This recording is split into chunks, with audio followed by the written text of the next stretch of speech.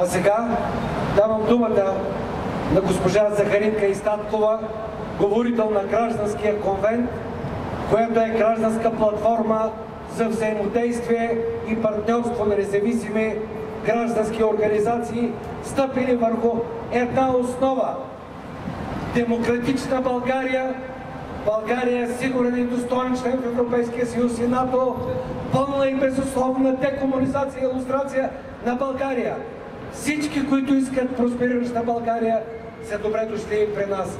Захаринка Истаткова, говорител на Гражданския конвент. Добър ден! Аз очевидно съм единствената дама, но с всичкия респект и уважение към господата, които говорят преди мен. Ще говоря само за едно. И то е изборът.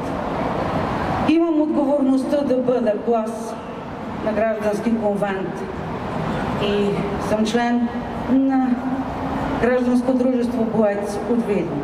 В това си качество ще напомня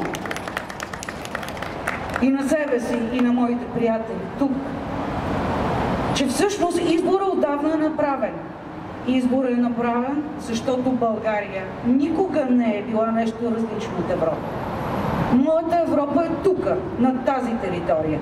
И ако тя сега е най-бедната и населението е ужасно, нещастно, то това не е вина на българите, а на едно управление, което много често изопачава ценностите, които сме избрали.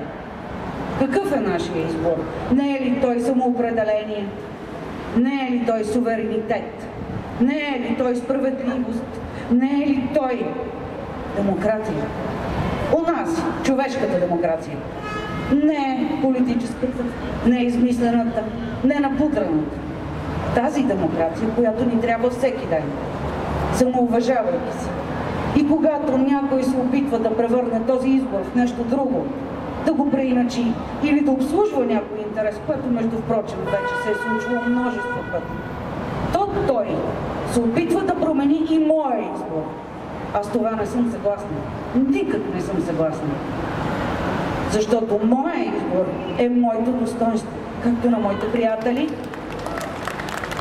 така и на всички вие, които сте тук. Европа е България. Европа е тук. Това искам да кажа.